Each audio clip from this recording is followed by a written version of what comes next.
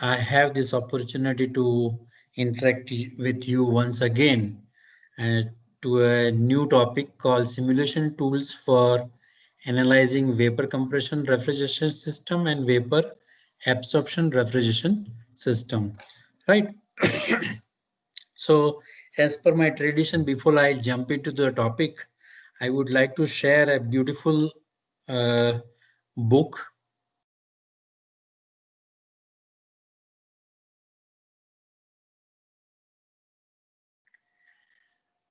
I hope you are able to see the next slide.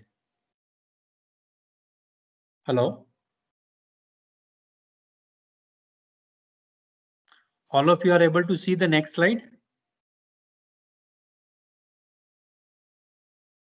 Darshit, can you confirm? Yes, sir, it is visible. We are on the Okay. slide. Good to create. Good to Yeah, great. yeah. So the beautiful book which I also wanted to mention. Last time I started with the book called Start with Why, which was written by Simon Sinek. And this is a book which has been written by Jim Collins, Good to Great. And the beautiful statement he made that good is the enemy of great. So we are all entered into a comfort zone and we are doing good job, but we never try to see that it reaches to the maximum possible extent. And to make it maximum possible extent, whatever we do, there are 3 steps which he mentioned in the book called Good to Great, which start with discipline people, discipline thought, and discipline action. I will not spend a lot of time here discussing this about, but I wanted to quote one, I would say, a statement made by Edmund Hillary. Edmund Hillary went for, we all know that he went for expedition to Mount Everest. And for the first time when he went, he was unsuccessful. And he said that I will come again and conquer you. He was saying to Mount Everest, I will come again and conquer you. As mountain you cannot grow, but as human I can. And we all know that the history of Mount Everest expedition, his name was among the first who conquered the Mount Everest. So we all have the capability to become good to great. With this as a note, I wanted to start my presentation with these as my content for today's presentation, which will include the introduction. And in introduction, I'll talk about 3 parts: vapor compression, vapor absorption, and I'll talk about something about simulation. In introduction itself, I will touch upon a few of the issues which are very relevant. And initially, I thought I will not include this in my presentation, but as the program is all about the sustainable development and therefore climate issue, I thought what are the climate issues which has been created by refrigerating industry itself that I wanted to highlight. And then I'll jump into the under the shadow, or I would say the backdrop of this issue, we require to find it out a new solutions. And therefore, in that new solutions, how simulation can help us. So what are the different classes of simulation which we can encounter in analyzing this refrigerating and air conditioning system? And what are the tools available? And a beautiful tool which I have used throughout, which is known as engineering equation solver. And why it is so beautiful to use for all our refrigeration and air conditioning or heat transfer or fluid mechanics.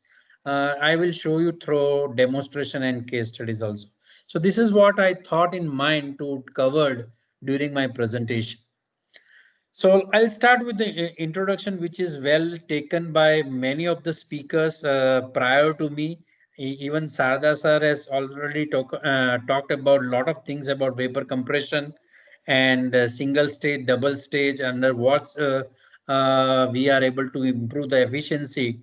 So that he already talked in the previous session. So I'll just brush up those things and I'll start the topic which I have been given to me. So what is refrigeration? We all understand refrigeration is production of cold or cooling, right? And if you see the roots of refrigeration, it lies in the thermodynamics. And therefore, on the right hand side, I have given a beautiful chart, a block diagram, which says that it is impossible to transfer heat from a lower temperature body to a higher temperature body without expenditure of external work. This is a statement which you or we all read in the books of thermodynamics, where Clausius has described that. So to produce refrigeration, that means to transfer heat from a lower temperature body in the sense which is lower than the atmosphere. So refrigeration is all about production of low temperature below surrounding. That is what the refrigeration is there. If you are able to match with the surrounding temperature, it is only known as cooling. And any hot cup of coffee or tea, if eventually cools off if you are doing nothing with it. So there also temperature is reducing, but we do not say that it is a refrigeration. If you brought down the temperature of this tea and coffee below surrounding, then and then the refrigeration comes into the picture. And therefore people say that iced tea and iced coffee by putting ice into it, and that is the oldest way by which we are able to produce refrigeration. So this is what the introduction of refrigeration, which I thought I should start with.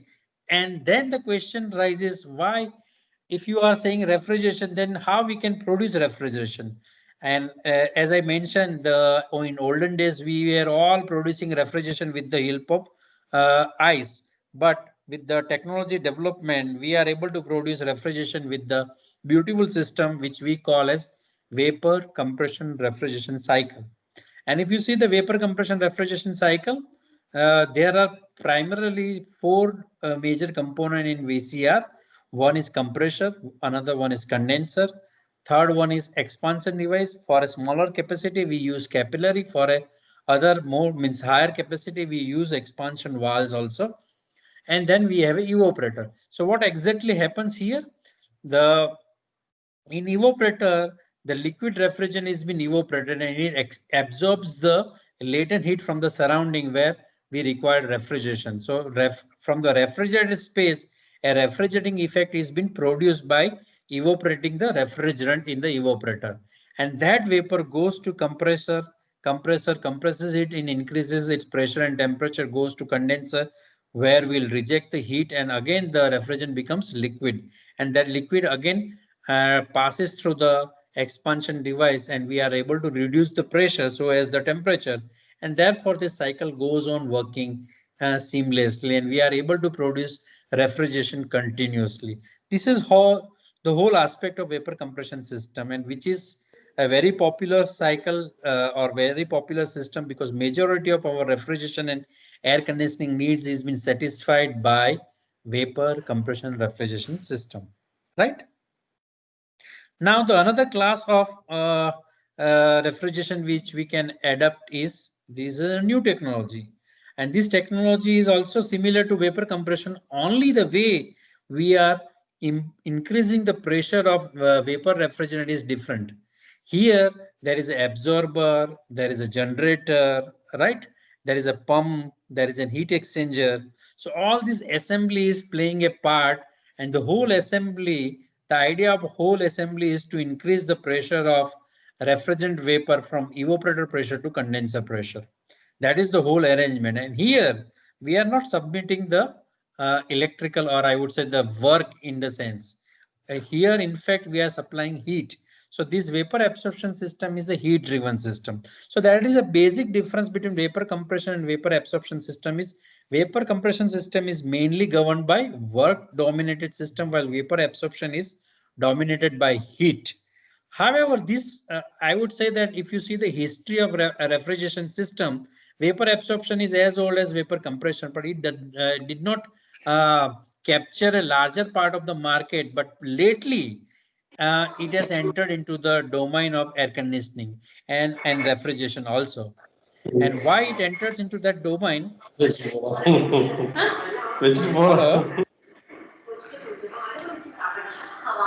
There are some noise coming in. Do you have any questions to be asked?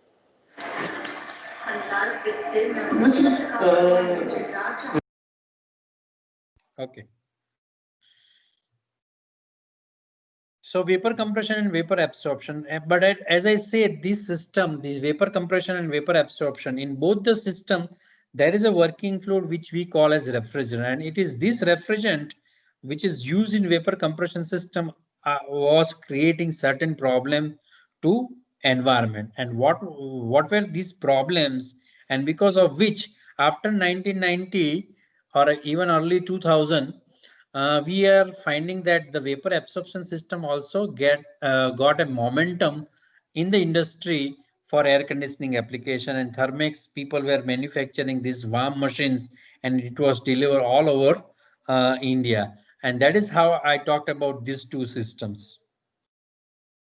And what were these challenges? And these challenges were if you can see on the slide itself, the ozone depletion and global warming. These are the two challenges on which the refrigerating or air conditioning industry have gone a sea change in its working. And what are these problems? I'll try to narrate them in as brief as possible, and then I'll move to the content which I intend to take today. So ozone depletion and global warming. So what is ozone depletion? Let us see this.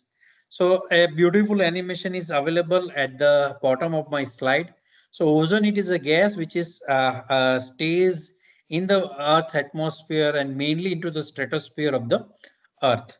And it is the because of the man-made chemicals like CFCs, these reaches to the stratosphere and deplete the ozone. And what is depletion? Depletion of ozone. That means because of the presence of chlorine atom in CFC, that chlorine dissociate one oxygen atom from O3, and therefore the ozone has been depleted and it has been converted to oxygen. This chlorine oxide is very highly unstable. So one chlorine atom can deplete many or millions of O3 ozone molecules, and because of this, the concentration level in the atmosphere, or I would say in the stratosphere, the concentration level of ozone is reducing, right? And because of that, people notice that there is a hall like thing which has been created in the atmosphere. This hall like thing is, that means the concentration of ozone in atmosphere has been reduced below 220 Dobson unit, and that's why it has been called a hall, ozone hall. And we all know that what is the uh, activity, or why ozone is responsible. What is the purpose of ozone? See, it was eliminating the ultraviolet rays from the atmosphere, from the sun's radiation to come into the earth atmosphere. So because of this hall, that duty was not been done properly, and because these ultraviolet rays come to the earth surface, there were lot of problems occur to the animals, marine life, and as well as the humans. And therefore in 1987, uh, in Montreal, World Agreement has taken place, and that agreement is known as Montreal Protocol. And because of this Montreal Protocol, then people say that we should ban the production and use of CFC. And there are no CFC now manufactured and used here, except we'll see means there are no CFC, but HCFC is still in use in developing countries. Now, the second biggest event is the greenhouse effect, and greenhouse effect, I already touched upon this aspect in my previous presentation of primary energy consumption. And when you see that the most of the, or I would say the 80% of the world energy comes from primary energy. So it's like coal, oil, and gas, and burning of this coal, oil, and gas is emitting greenhouse gases. And because of these greenhouse gases, it has a peculiar characteristics. What is the peculiar characteristics of these greenhouse gases? It only allow the small wavelength radiation to come into the earth atmosphere, and when it becomes long range radiation, it will be opaque to this radiation, so that re-radiation from the earth surface has been remain inside the earth atmosphere, and that is a boon for us. Why I am saying that it is a boon for us? Because it is because of the CO2 layer present around the earth. Earth is a habitable place because the average temperature of the earth is this, and because of this average temperature, the planet earth, mother earth, we say that it is a habitable in nature. But Because of our own activity, and as I said, that exponential rise in primary energy consumption, you can see that there is a lot of gases which has been added, the greenhouse gases which has been added into the atmosphere. And because of these greenhouse gases, there, if you can see that on one side we are increasing the concentration of carbon dioxide and other greenhouse gases, and on other side you will see the similar curve for temperature rise. And therefore the average temperature on the earth and the concentration of greenhouse gases in the atmosphere has direct link. And therefore people say that this is nothing but responsible for the global climate change. Initially they were saying global warming, and now the new way of presenting is global climate change.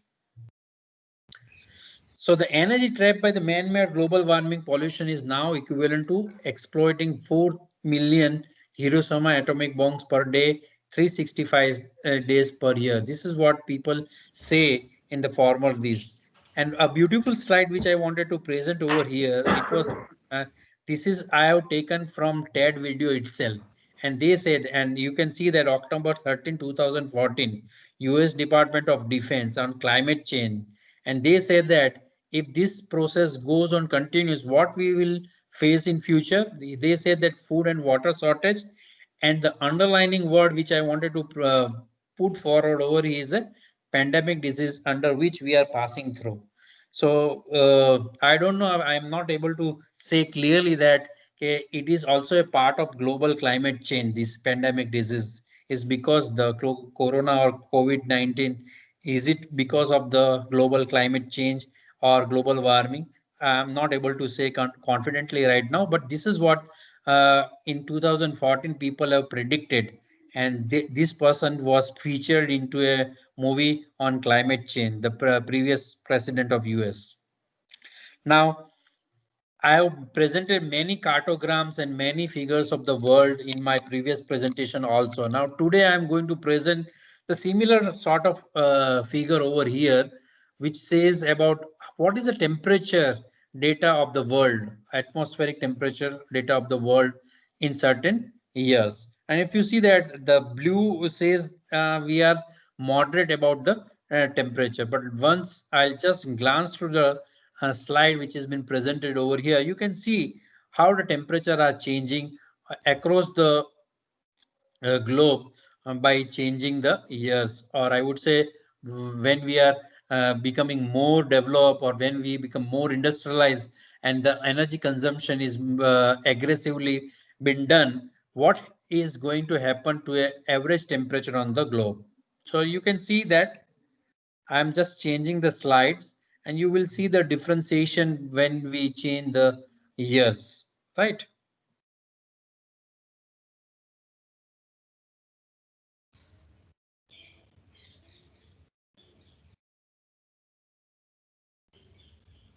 So 1996, 2000, you will see a less of blue and more of yellow.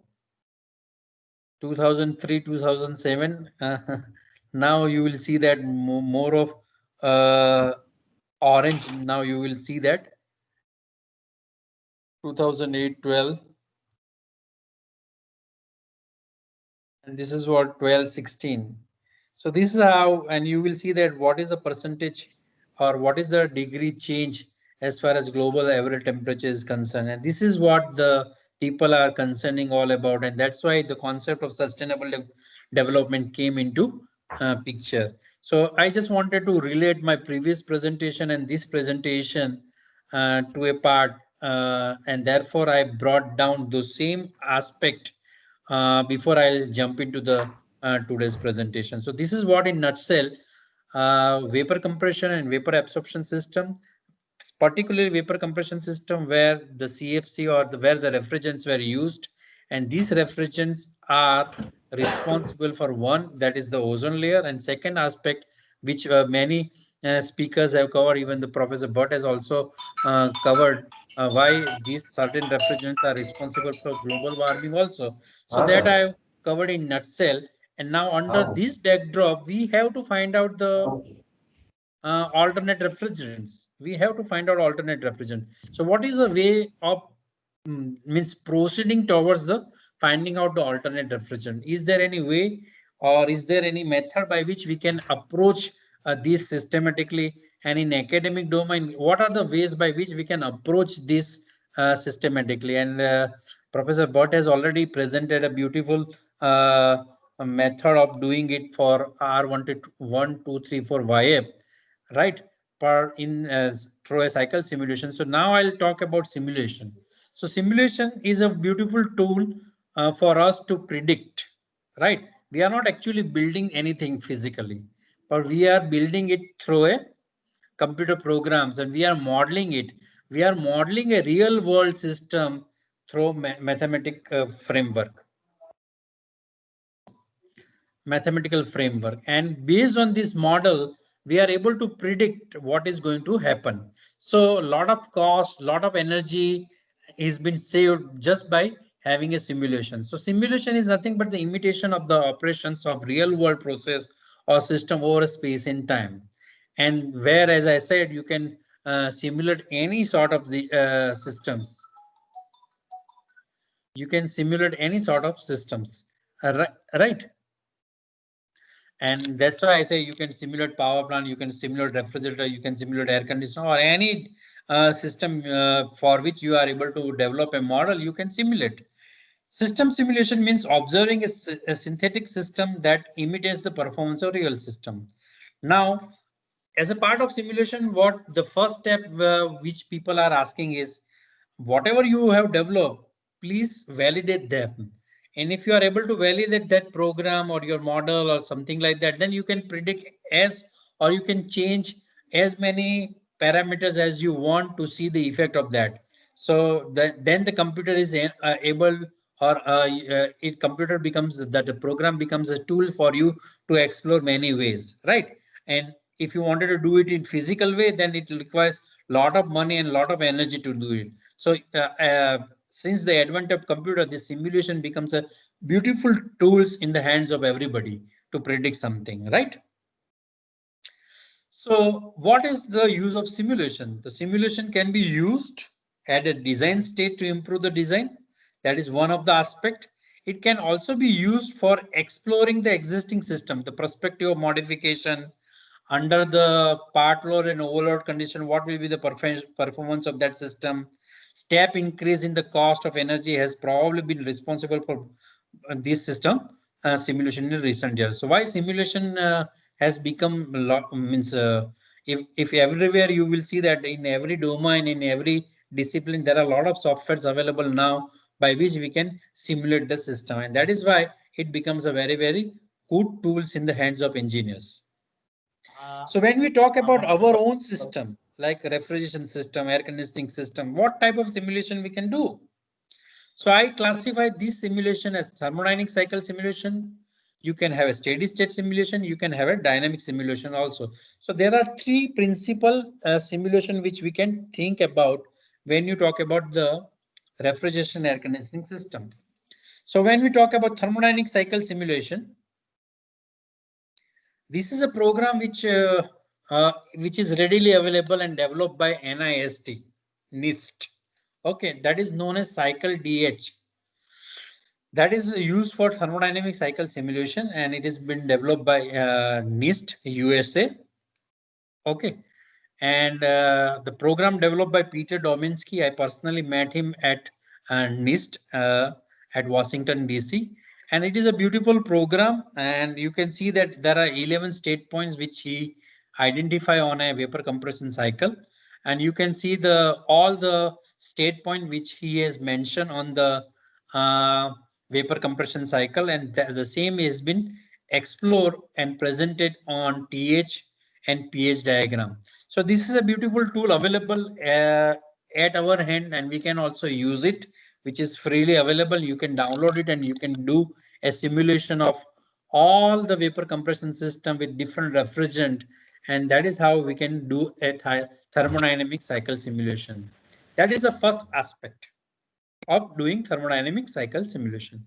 The second tool which I have also come across, that is known as Coolpack. And this Coolpack, it is developed as a separate program, but they have used the background of the development is engineering equation solver. So that is the, I would say, the back end of the whole system. And on front end, they have developed a Coolpack, a GUI based something which is used for simulating the thermodynamic cycle of vapor compression system. And it has been developed by Department of Mechanical Engineering, Technical University of Denmark. So this is the tool has been developed by Denmark, and we can very well use this tool to simulate a cycle with different refrigerant also. And for your perspective, it has been shown over here also. So this is how you can do it. The third aspect, which I already did as my part of PhD, I also simulated the thermodynamic cycle, and I have taken a 9 point on that. So thermodynamic cycle simulation, right? And I have mentioned already all the processes which is present into the thermodynamic cycle for vapor compression. And there are certain standards cycle, means these are known as standard rating cycles, and for that I have to assume certain data which is according to the standards, right? And according to standards, and I have assumed those data for air conditioning application, and based on that I have plotted that on a pH chart using a software called engineering equation solver. So this is what I have done, and this I have done because I wanted to compare two probable refrigerant which can replace R22, because R22 is a refrigerant which is known as HCFC, and has become, it is a HCFC, there is one chlorine atom, and because of that one chlorine atom, its ODP is positive. And according to Montreal Protocol, whichever refrigerant is having a positive ODP has to be banned, and therefore the R22 has also be required to be phased out. And then as it is going to be phased out, then what will be the alternative for R22 to be used into the air conditioning system? And at that point of time, I did this during 2002 to 2008, right? So at that point of time, we explored many refrigerant, but the probable refrigerant which manufacturers were also looking after. So we started doing this thermodynamic analysis of these refrigerants. And based on that, I also made a program on thermodynamic analysis under EES, and then I have compared them. And based on my comparison, I say that if you compare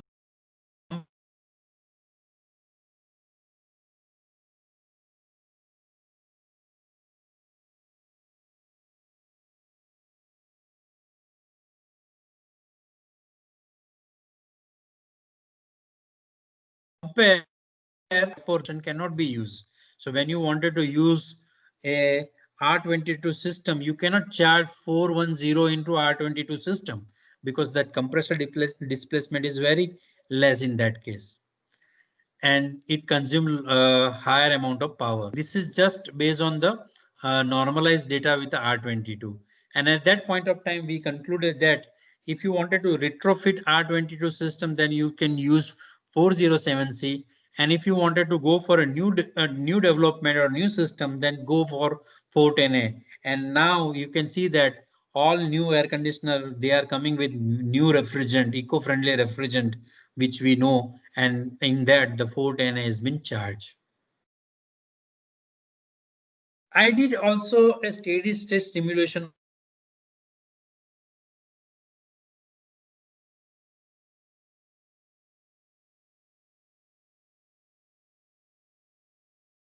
also. Simulate, then you have to convert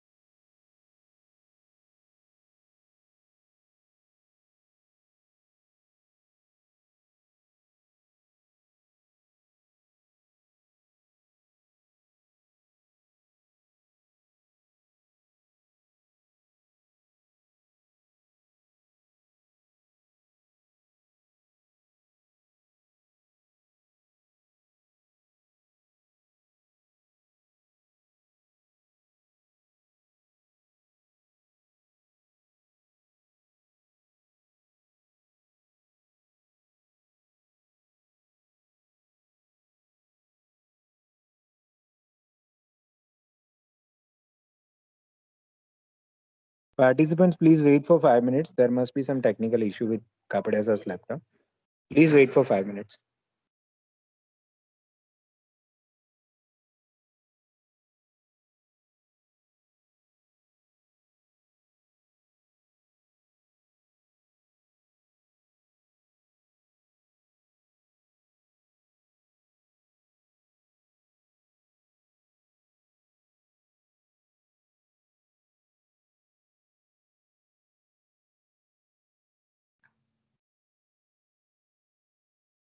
सही कह रही है वो एकदम।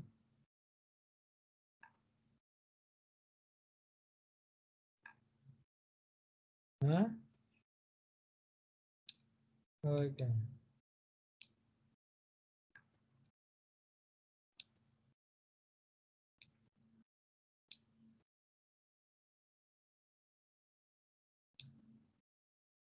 क्या हुआ, जुकाम कैसा है?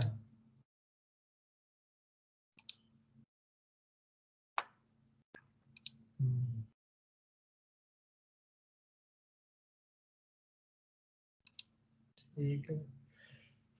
और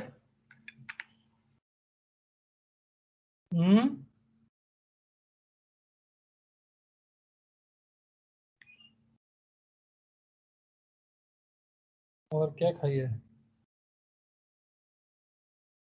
करिए सुना, रेस्ट नहीं खाइए।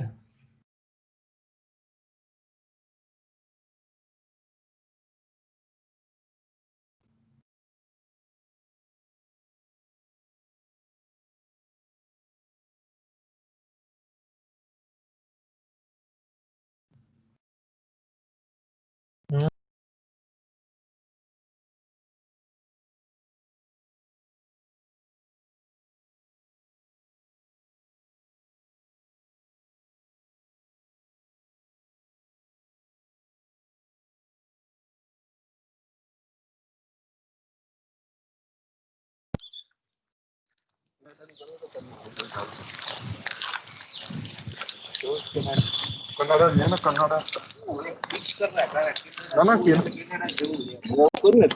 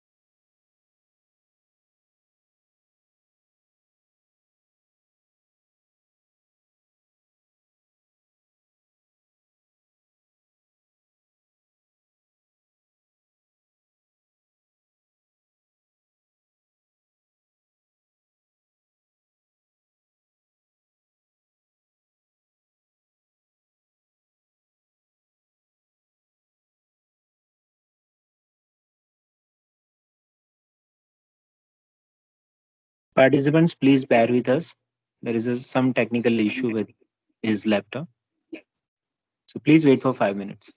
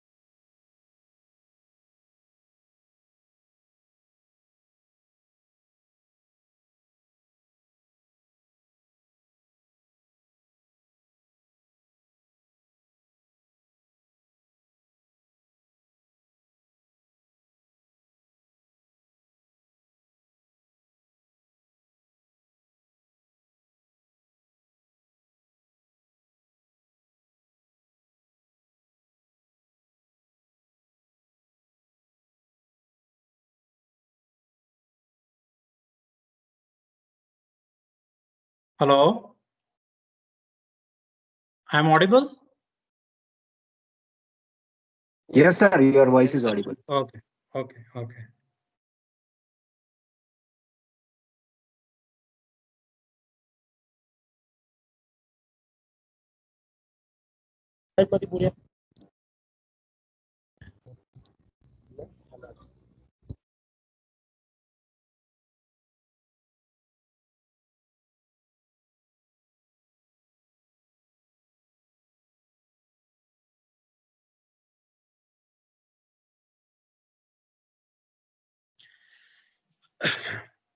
So sorry for interruption. The net was having some problem here, and therefore I was disconnected. But I was mentioning about the steady state simulation of vapor compression system.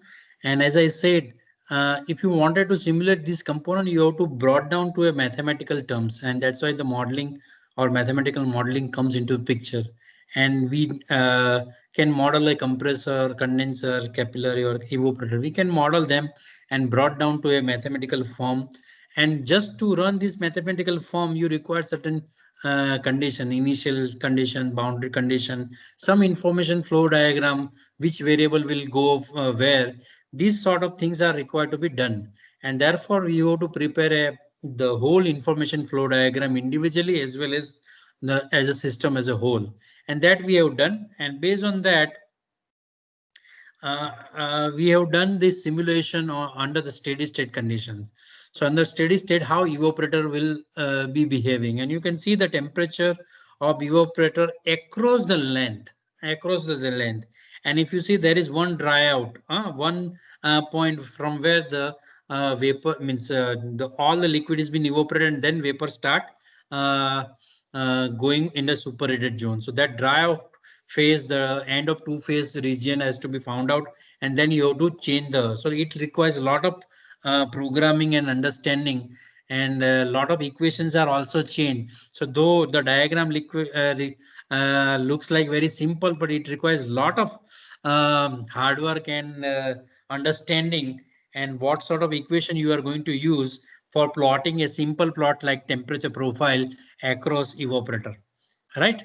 Similarly, we can do temperature profile across condenser, and condenser is slightly more complex because there are two, I would say, the dry out points, I would say the change of things occurs. So first a de-superheating is done, then you will have a two-phase region, and again then you have a subcooling.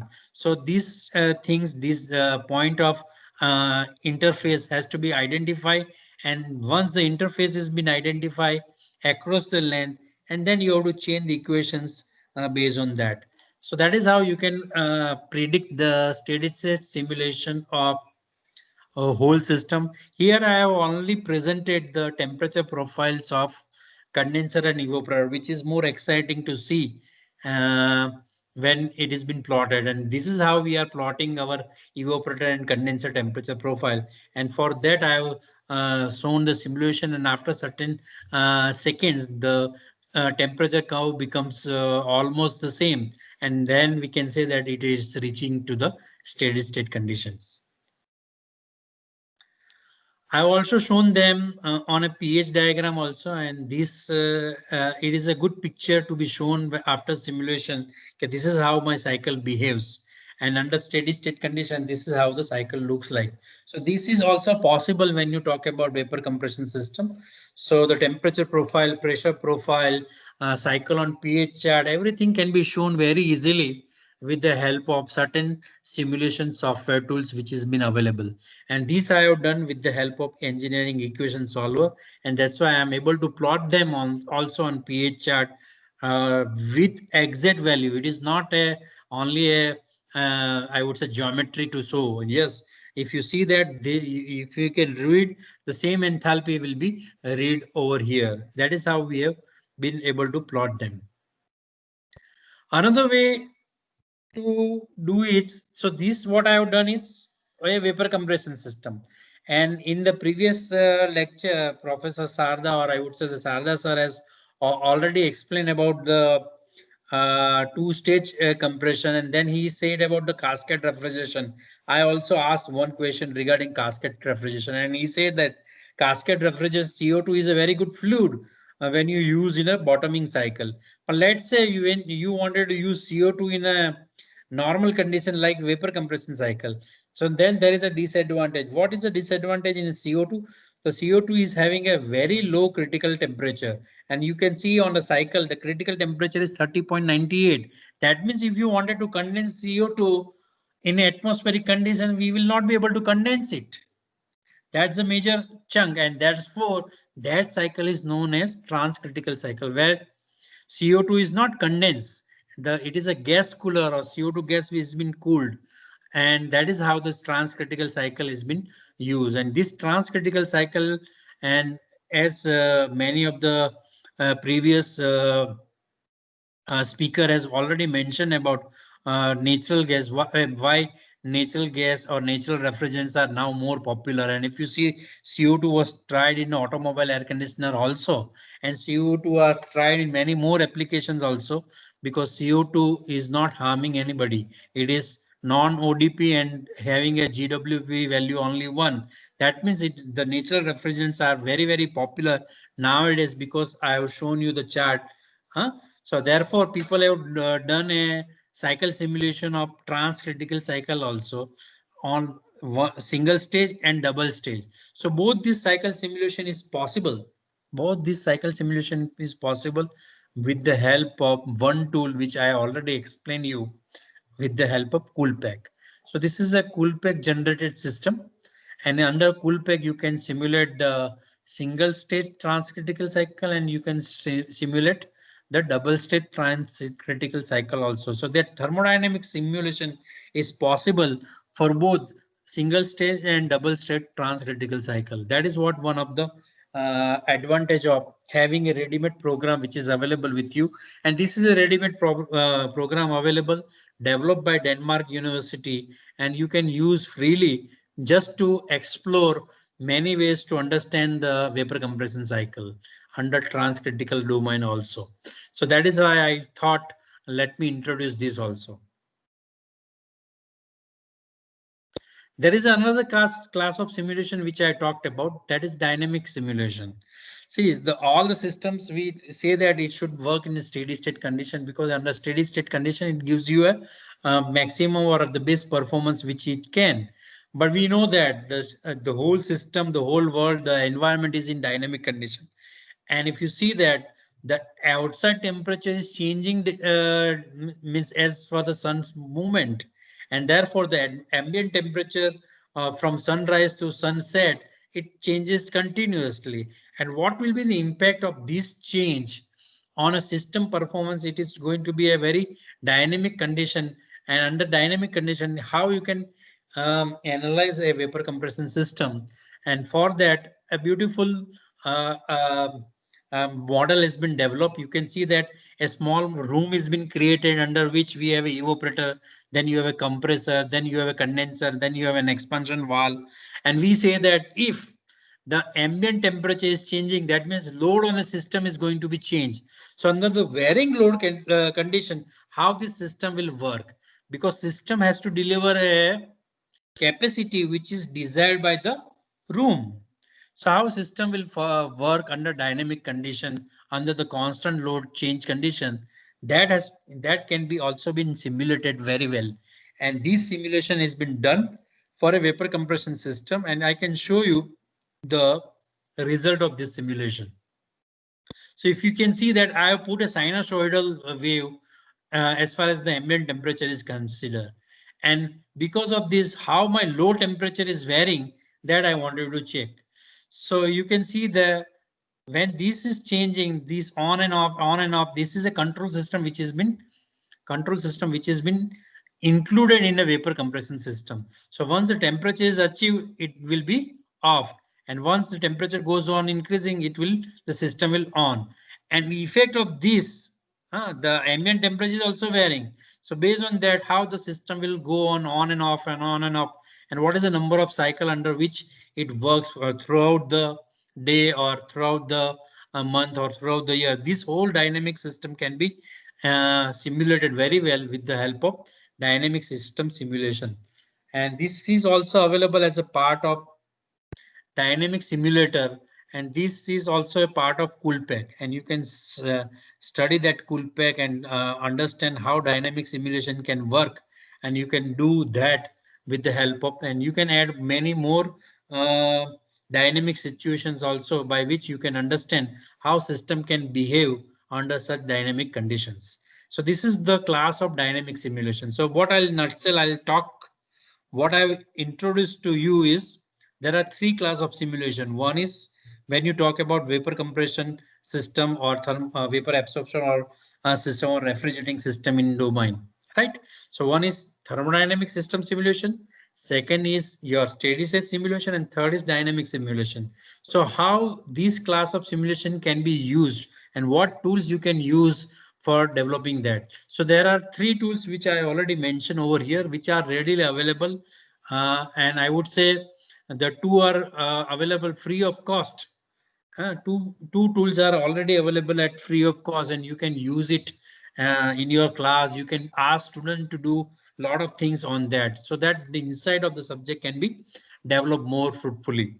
So with this in mind, I have introduced a cycle simulation software developed by NIST, which is also available. I have introduced one software called Coolpack, which is also developed by University of Denmark, and that also Coolpack you can use for steady state cycle simulation, you can use for transcritical cycle simulation, and you can use for dynamic system simulation also. And the third tool which I have used or which I have introduced is engineering equation solver. So now I'll emphasize what is engineering equation solver, and I'll brief you about this content from my next slide. So what is in EES? So I'll present the introduction to EES. I hope you are all with me. Are you able to hear me loud and clear? Please say yes or no. Yes, sir. Okay. So Yes. thank you very much. So now I hope the tools which I have explained you just now, let me start introducing these tools and what is the capability of this tool which is available with us. So the first tool which I wanted to introduce is its acronym as EASE. So EASE is nothing but it is known as Engineering Equation Solver, right? And this is developed by FChart. company, you can search airchart.com and you will see all the details for this software and how you can purchase. And if you see certain books like Tata McGraw Hills and other things, they are also giving ES education version free of cost with the book, so that at least the thermodynamic or fluid mechanics or heat transfer, you can do it. And there are certain problems also of these books are solved with the help of engineering equation solver software. So these CDs, or I would say the programs, are also available with certain books of given by Tata McGraw Hill, right? So ES is general purpose equation solver, and now I'll say that why such solvers are required. The point I'm saying, engineers must know mathematics well. That is the, I would say, baseline. However, when you do a mathematical modeling, and you will come up with the different type of equations. So certain times there are algebraic equation to be solved simultaneously. Sometimes you have a differential equation to be solved simultaneously. Sometimes you have a partial differential equation to be solved simultaneously. So the complexity goes on increasing based on your problem definition. And as I said, we should know mathematics well. I know everybody is not an expert to solve all the mathematical problems, right? And therefore, when you arrive at certain concept of or when you have a model available, you should be in a position to solve it. How I'll solve partial differential, how I'll solve ordinary differential equation. So there are different tools available. So to keep that, I would say, the complexity on that level and let the solver help you. Means, of course, we can also do it by using certain numerical methods and all, and certain algorithms are already available. So by those algorithms, we can solve all sort of equations simultaneously and individually. There is no issue at all. But if certain tools are available by which you can solve any DEM or any differential equation, any partial differential equation, or any equations, then certain tools are available. You should readily use it. Like MATLAB is available, you can do matrices very well. By one click, you can solve matrices. So then why not to use those tools? So certain tools are available, and therefore you should use those tools and reduce our research domain to more on physics than being a mathematical expert. That is what I felt at that point of time, and therefore I started using those tools. So it is quite capable, and it is also used in industry, and is more than adequate for engineering education purpose. So this is try and tested software, and you can do a lot of equations solving by just writing as if you are writing in your note and pen. So whenever you write down the problem and how you will solve it, whatever the equation you wrote on your notepad, the same you can type it in there, the platform will solve for you. So its main claim to and fame is that the students have used this as ease, I would say. Those who have used this engineering equation solver, they said, yes, this is the best thing which is available in the hands of students, and we can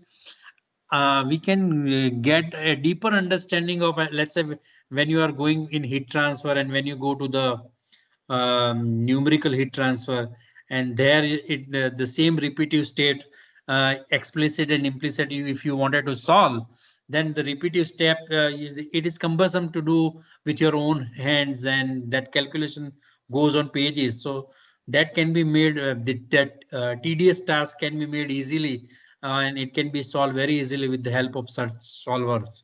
Students find it far easier than working on Mathematica, MATLAB, or MATCAD. So it is very easy tool which can be used over here.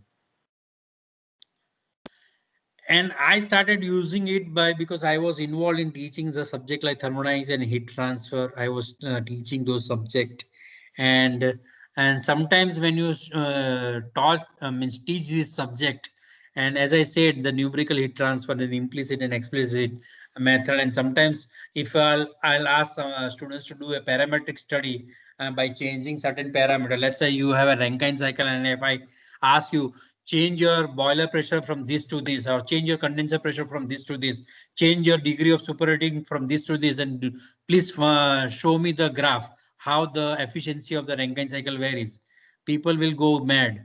Okay, sir, how much work I can do, and what range of temperature I should take, and such tedious work can be done by a software very easily, and therefore by doing this, the inside of the subject will be improved much better than this. So that's why certain tools can be used very effectively in teaching, also in learning also.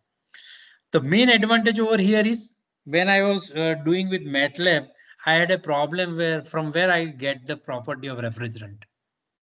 So MATLAB is very good for me, but unless and until I have a property of R410A, or unless I have a property of R22, I had a problem in solving equations, because for me the enthalpy, entropy, pressure and temperatures are very vital, and therefore again people can have a solution for MATLAB also, and I also had a solution with MATLAB and working with refrigerant. So there is a software called RAPROP, and RAPROP gives you all the property data, and that can be fetched very easily in MATLAB itself. Right, so I was able to do it on MATLAB also, my dynamic or transient simulation. So that was possible. So more complex thing can be done on MATLAB itself. So there are limitations of certain readily available tools, but that is for certain sort of problem also. If your problem is very complex, then you have to go to a fundamental background like MATLAB, where you can program your own, you can code everything your own. So for that, this is different. But here, what is the important point is property information. And here the property informations are available inbuilt when you talk about engineering equation solver.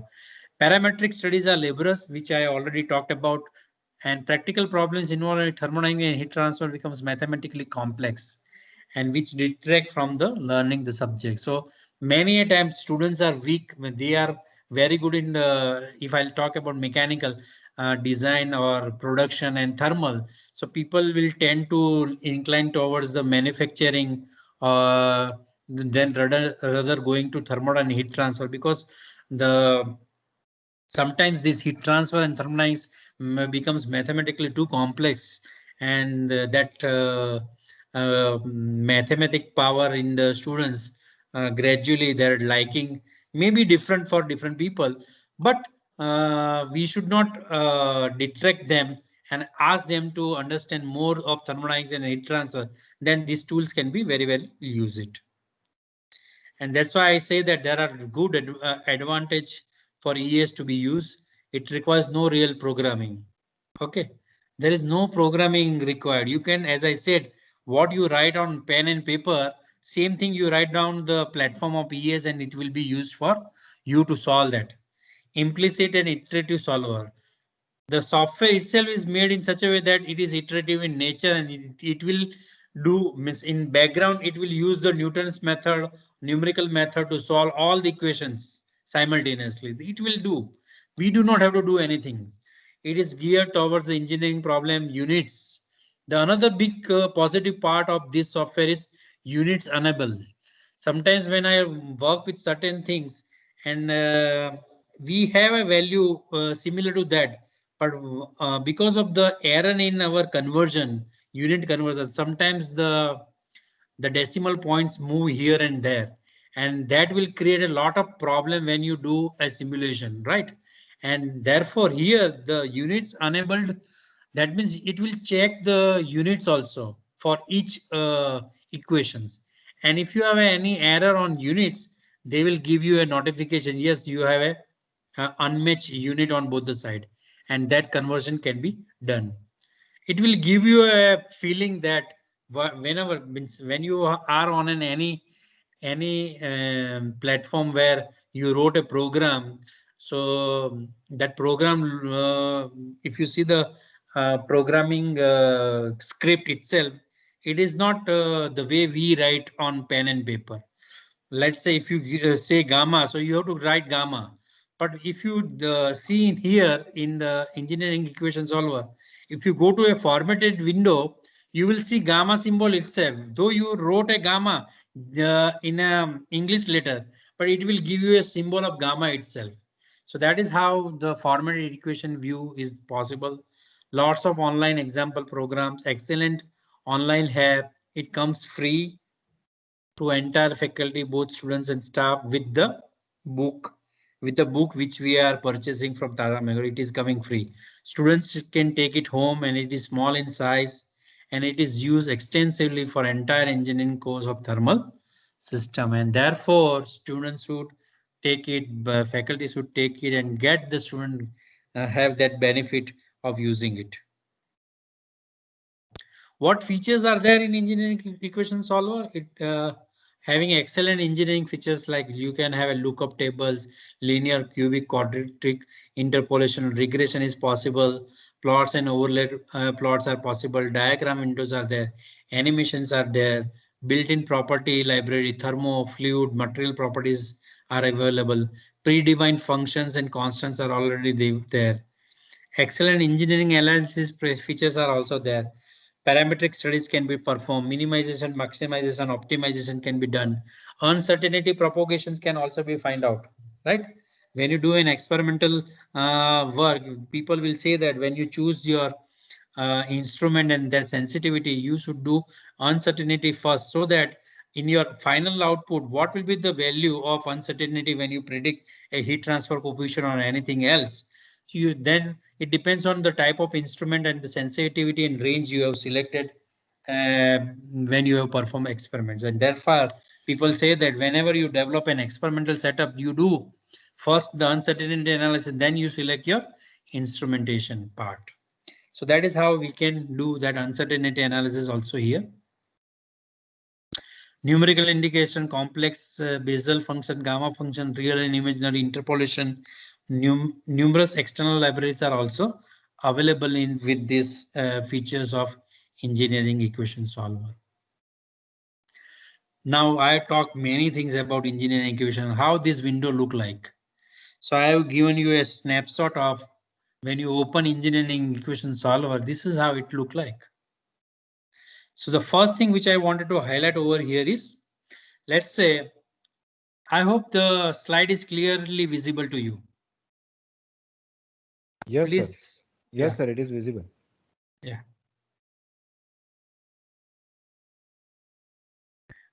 All the participants are with me or not? Are you all here? Dear participants? Yes, sir. Yes, sir. Visible. Yes, sir. Okay, okay. So this is our x caret 2 plus y caret 3 is equal to 77, right? And I said a square root of this. I say alpha is this. This is what I written in my programming platform, right?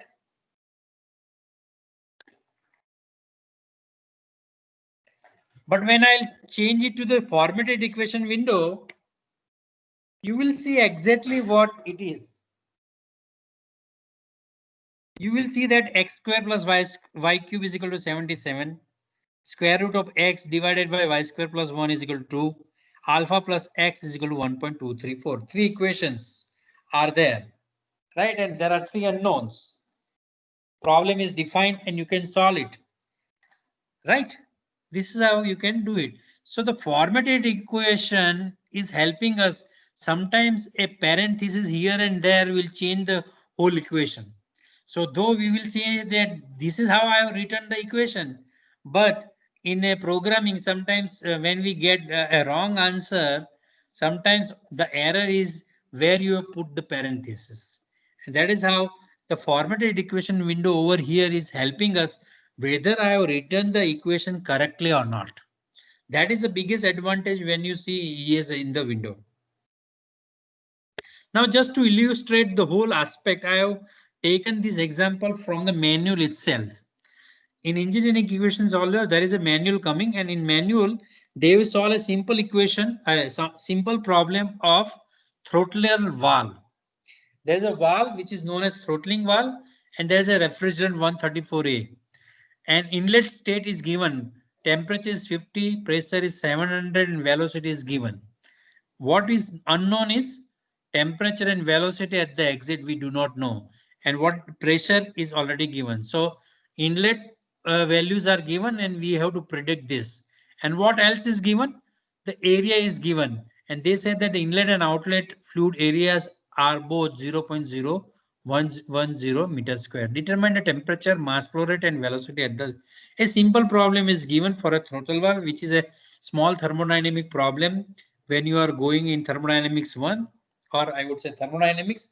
This is a problem for steady state steady flow energy equation which you have to solve. A small thermodynamic problem has been presented over here.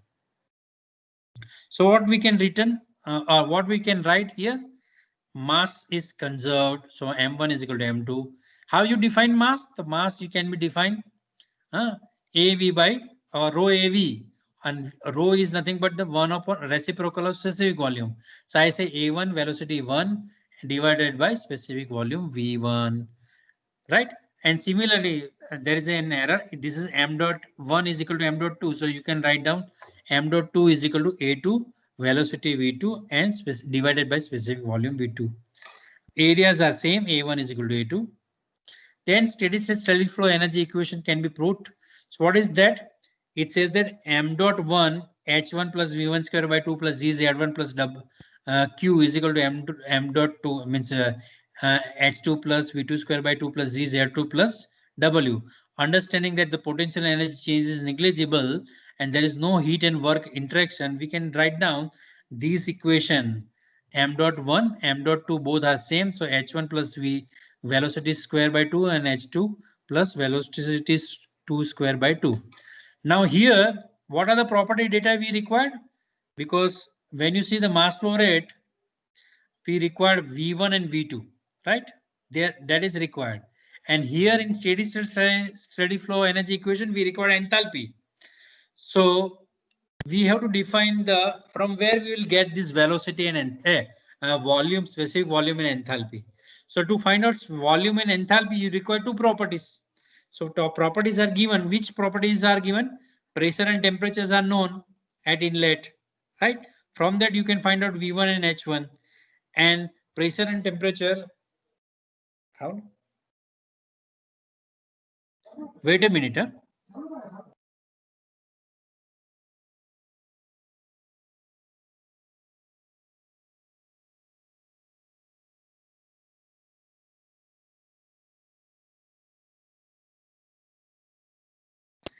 So we require properties also. So how we can find out this property?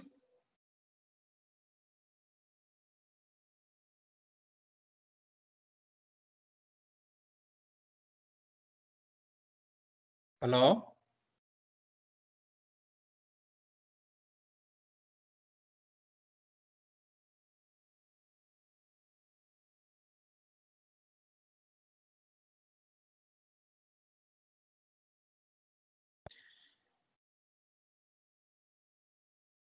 So how we can find out property? So you can go on a platform itself. So we have a, as I said, there is an inbuilt unit system. So you can select a unit system. So I have selected SI unit. My temperature will be in Celsius. My pressure value should be in kilopascal. My energy unit is in kilojoule. And this is what the default things which has been available, right? Then I'll go to my equation window and then I'll write down whatever the information which are I have available to me. So I say that my temperature at inlet is 50. My pressure at inlet is 700 kilopascal. My velocity at inlet is 15 meter per second. My area is this, and my pressure P2 is this. So then I'll say that mass is conserved. So m dot 1 is equal to m dot 2. M dot 1 I have defined A1 velocity 1 divided by specific volume. M dot 2 is A2 V2 velocity V2 divided by specific volume V2. A2 is equal to E1 because the areas are same. Then I'll define the steady state steady flow energy equation. So m dot 1 H1 this in equations I have done, and now I say that I have already velocity into energy unit I have converted. If I no do, it will give me the error.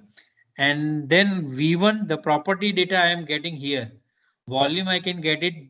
The fluid is R134A, temperature and pressure value. So all the things are I have written here. right? Then you can find out the variable information also. You can write down the units also. You can write down the enthalpy. There is a separate function over here. In fact, function you can have a enthalpy. You can choose fluid, and the default nomenclature is given. Only thing you have to put is which variable you have defined. Have you defined T1 and P1, or you have defined T_1 and P_1? So based on your nomenclature, you can find it out. You will know all the units and all the variables. So in a program, how many variables are there? That also you can get the list. Okay. And then you will see the units also. And then you can say calculate. So they will say that there are 14 equations, and this blocking has been done by them. So as I said, they use their own numerical methodology to solve all the equations simultaneously. So we are not bothered about how many blocks they are using, but these are 14 equations and there is a solution to it. So they have given me as a solution, and they said that there are 5 units which are having a problem. So you can check them, check units, and define them. Let's say mass flow rate unit is not been mentioned over here, or certain specific volume units are not been mentioned.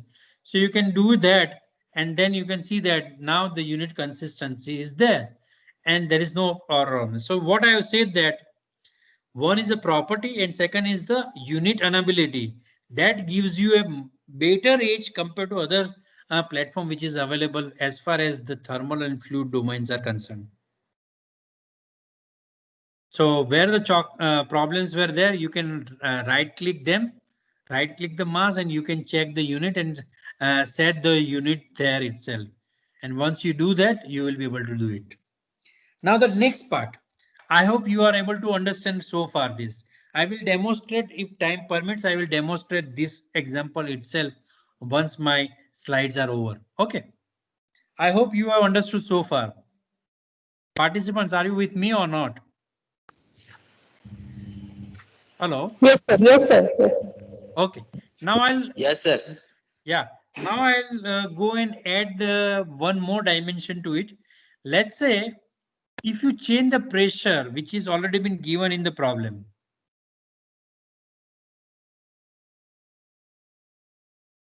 Let's say here the pressure is defined 300 kilopascal. Now I wanted to ask student that I'm not saying that the pressure is 300 kilopascal only. Let the pressure changes from, let's say, 200 kilopascal, then 250, 300, 350. If the pressure changes in this direction, what will be the effect of this change of pressure on other parameters like temperature and velocity, right? That means it is a parametric study. I'm changing one of the parameter and I wanted to see the effect of that parameter on this. So let's say I have done that. So I say that. So what I have to do is I have to prepare a parametric table. So this feature is enabled in the software itself. And then I'll say that let's say initial pressure is 100. You change this pressure in the increment of 50. So 100, 150, 200, 250, 300, 350 like that. And the last value is 550. And when you click this button, they will ask you in what increment you wanted to change. Or let's say what is the last value you wanted to say. So then they will decide the increment based on the number of run you are having, right? So the P2 is changing. What will be the effect of P2? What will be the effect of P2 on all the three variables which is on the right hand side, which we need to calculate? Just by one click, all the 10 runs will be calculated itself. Let's say solve table. Now you have to solve table 1 to 10. And once you solve the table, you will get all the result.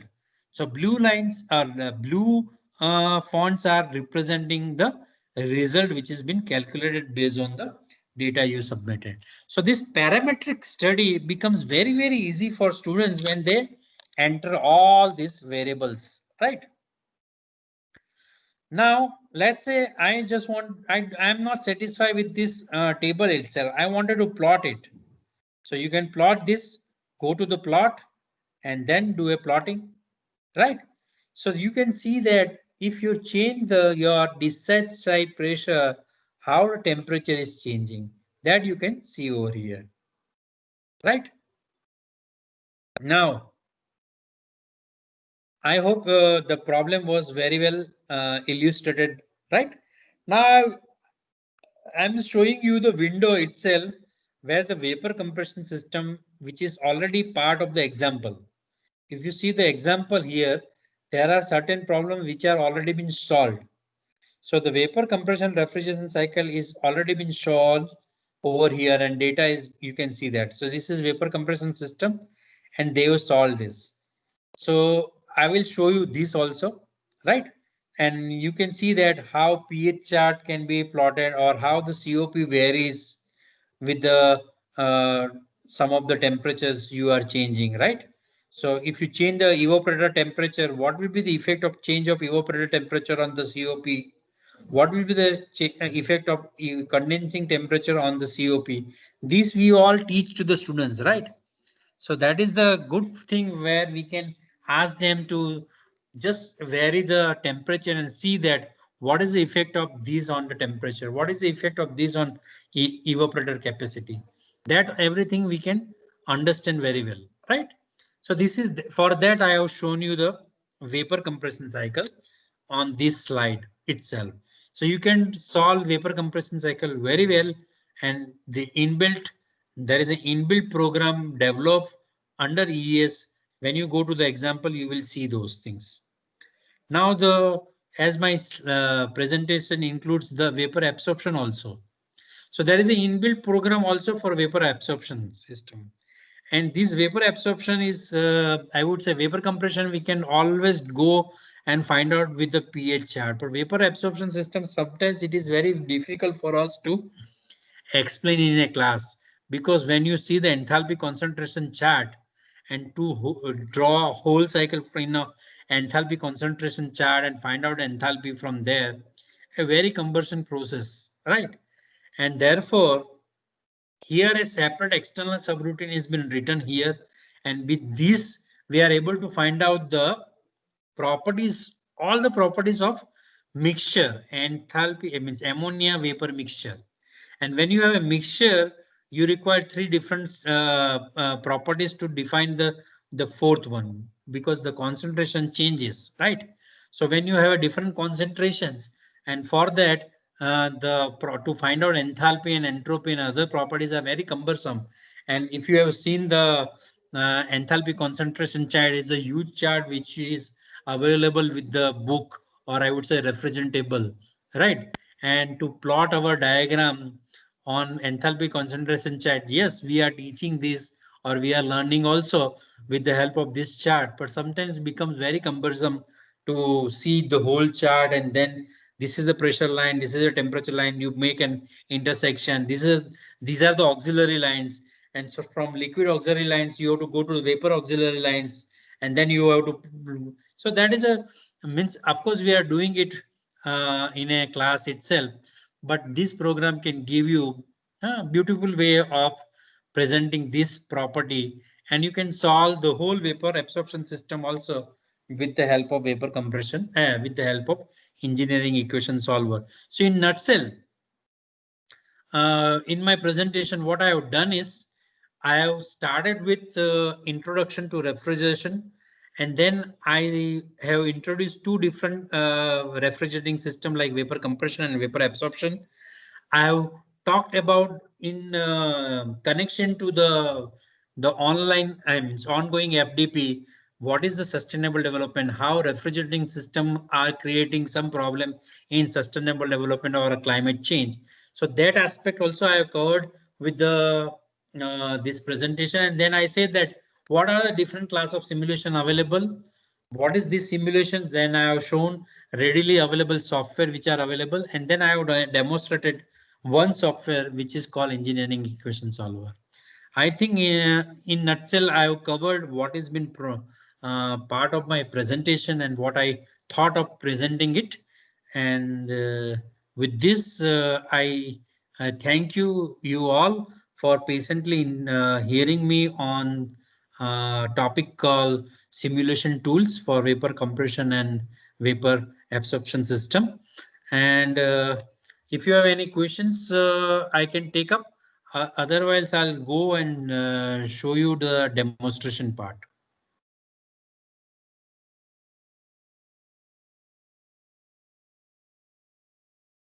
Participants, you can ask any questions if you have.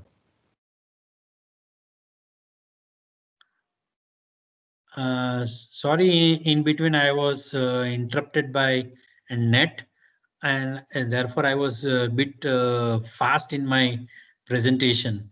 But nevertheless, I have covered all the aspects of simulation tools. Now, if you have any specific questions, you can ask. Otherwise, I'll go and demonstrate something for you.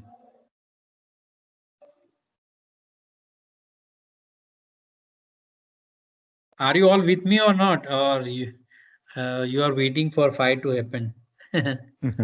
No, sir, we are listening. Sir, you may proceed with the demonstration. Yeah. Thank I you. think Swati madam has a question, sir. Please. Yes, Swati. Yeah.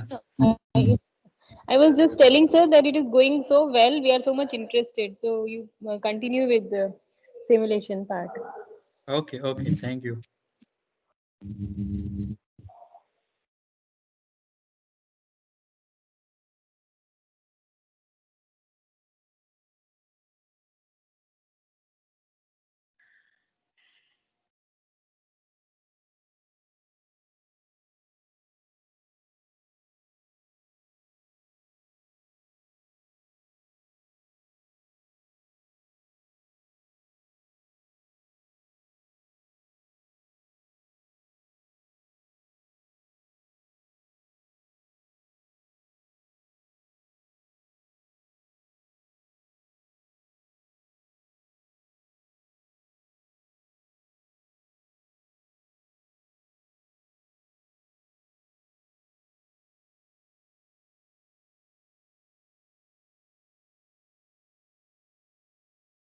Are you able to see the screen of engineering equation solver? No, sir. No, sir. No, sir. Okay, let me redo once again. Once it is visible, please tell me. I will just share.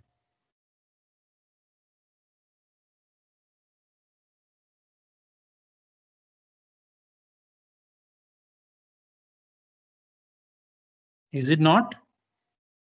No, sir. No, sir. No, sir. No, sir. No. So you have to share entire screen and then you have to go for engineering solver. Okay, let me do that.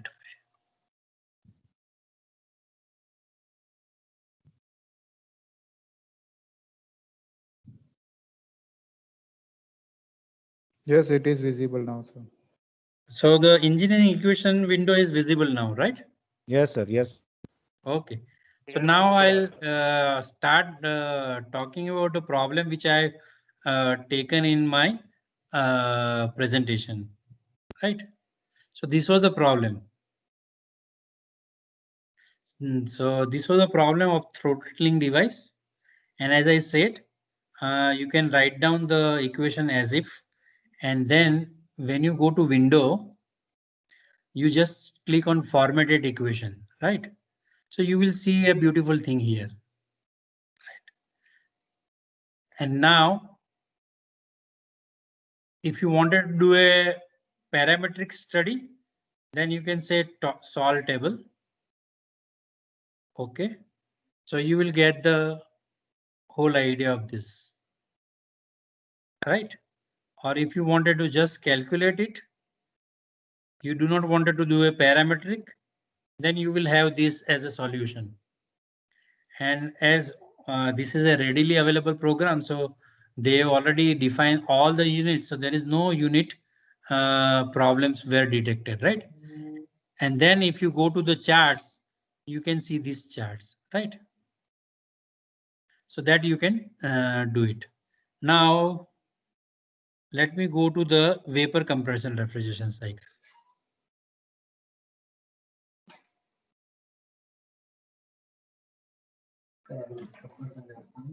Yes.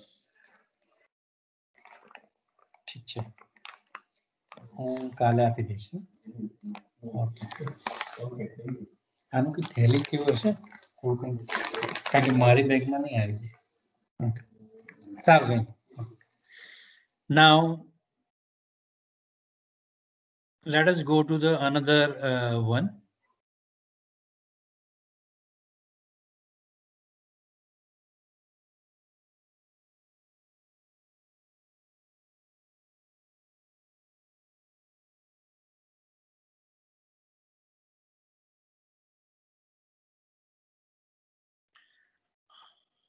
I think the blank is seen here.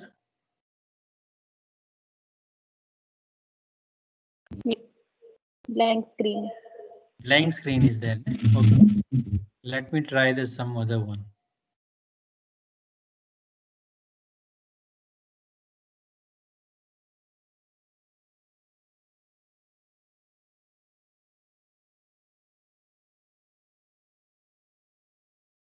Let me try this one. So this is a, you can see which one is you are able to see it now. Can you respond? Which circuit is this? Which cycle it is? Yes, sir, we can see. Which Vapor cycle it is, sir? Vapor absorption system. Vapor Absorption absorption. system.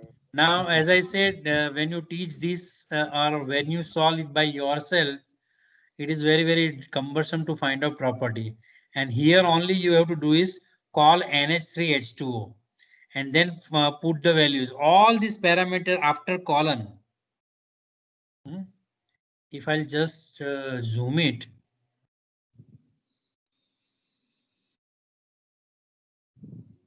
Let me just zoom it here for you.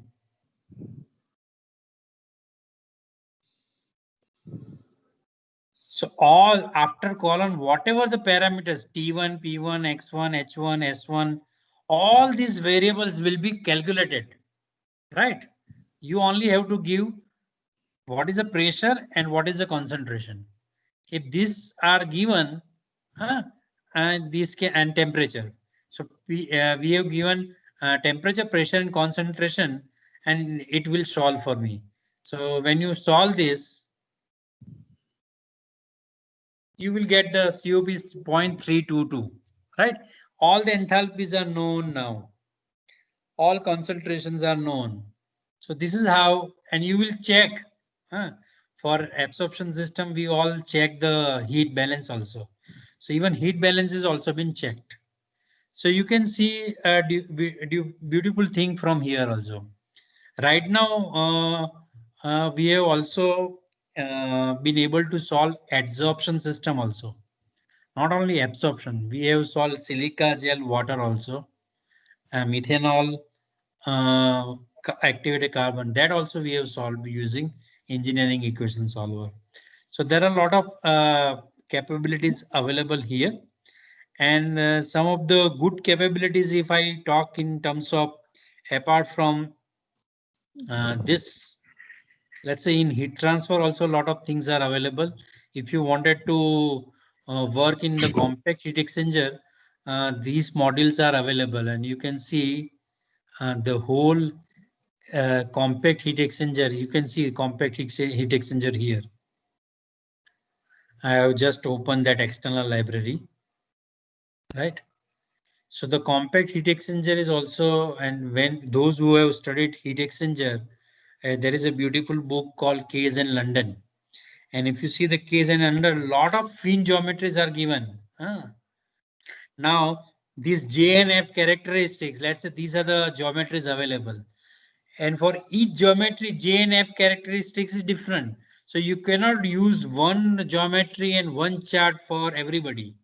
And therefore, you have to go with the chart and you have to plot it. With the Reynolds number, you have to find out the J and F, and with that J and F, you have to find out the Stanton number. With the help of Stanton number, you have to find out heat transfer coefficient, and with these F characteristics, you are able to find out pressure drop. But over here, you choose any geometry which is present in this case in London. already available subprograms are available, and you can use any geometry, right? Any geometry, right? So this is also an added advantage if you go and check on this. I hope I'll end my discussion here, and if you have any questions to ask, then we can think about now.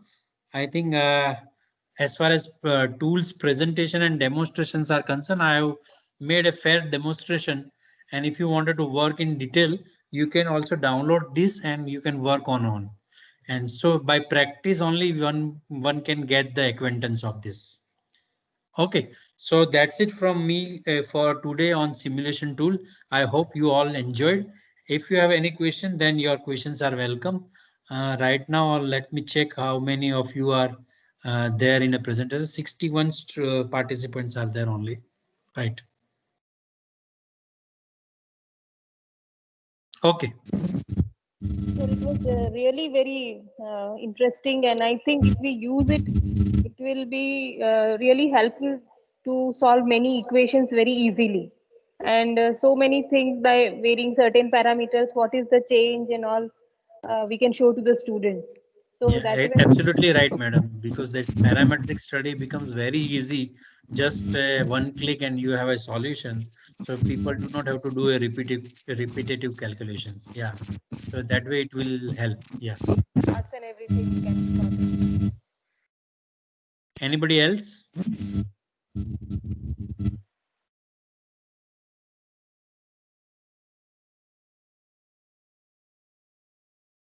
So yeah, Darshit, can we have now closer to this day? Hello. On behalf of team and the participants, I am very much thankful for your fruitful session, sir. We can close for this session, sir. Thank you. Thank you very much. Participants, we are meeting tomorrow at 11 a.m. So please join before 5 p.m.